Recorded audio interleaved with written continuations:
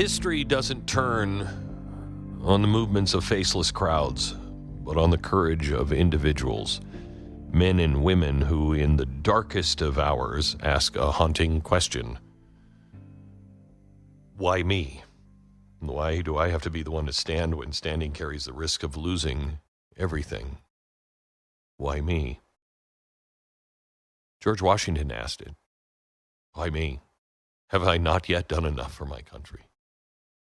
He knew the price of failure was not embarrassment or political obscurity. He knew that it was a hangman's noose. Jefferson knew it. Adams knew it. Every one of our founders, they carried that burden. They knew it. Generations later, it was on the beaches of Normandy, the jungles of Vietnam, the deserts in the Middle East. Young Americans asked the exact same question. Why me? Why here? Why now? And yet they advanced. They pressed on. They chose conviction over their own comfort, purpose over safety. I think in his own way, Charlie Kirk wrestled with that same question. His assassination yesterday is a brutal reminder that in a world of hate and division, telling the truth is no longer safe. Telling the truth is revolutionary. And he knew, just as those other men did, he knew the price of defending those principles in an age where only telling lies is rewarded. And still he stepped forward. There's always an easier path, always. Silence, compromise, retreat. Charlie rejected all of those. Instead, he decided to plow the harder road, the road of soldiers, of first responders, of men and women who run into buildings, run into fires to put them out, not away from them. And that's not because they're foolish or reckless, not because they're fearless, but because duty demanded it. Somebody had to do it. I knew Charlie well enough to know that he knew his voice and his gifts were not his to hoard. They were a trust. And trusts require sacrifice.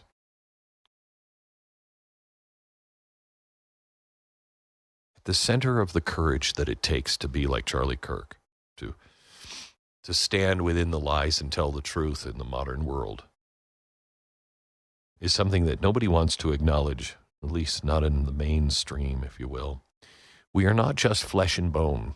We are spirit. We are made for something way beyond ourselves. And it was Charlie's faith that fueled his courage. It's why the left hates faith. He believed, as so many martyrs have, that life's true meaning is not measured by the length of days, but by the faithfulness to your call. And so we're left with the question that he lived out.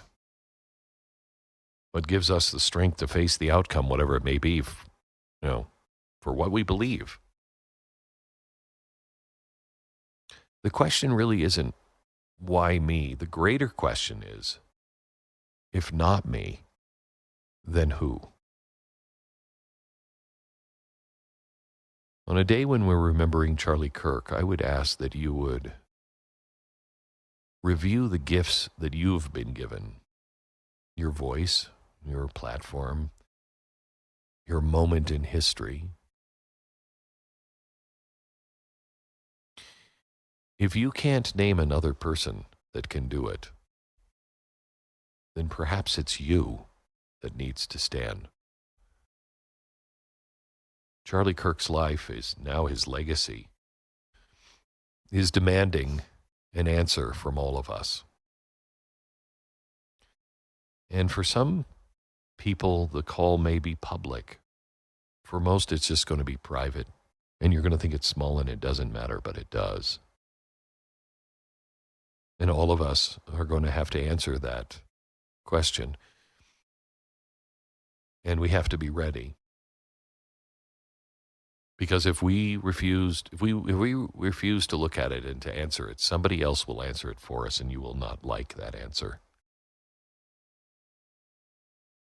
But the next generation is watching. And I think you know this. The republic hangs in the balance.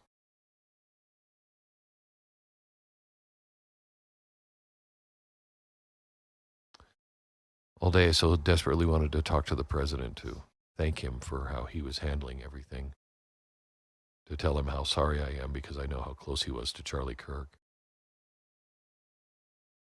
but also to thank him for being the man who would answer the call.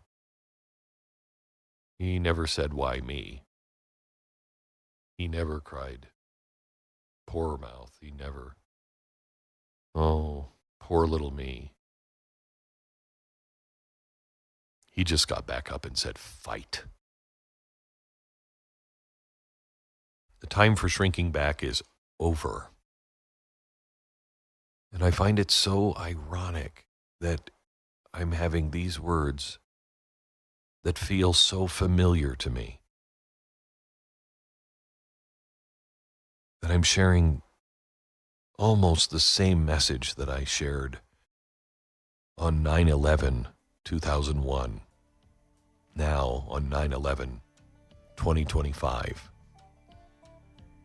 Today, as we remember both the towers that fell and the voices that will no longer speak, let us resolve to be worthy of that question. If not me, who?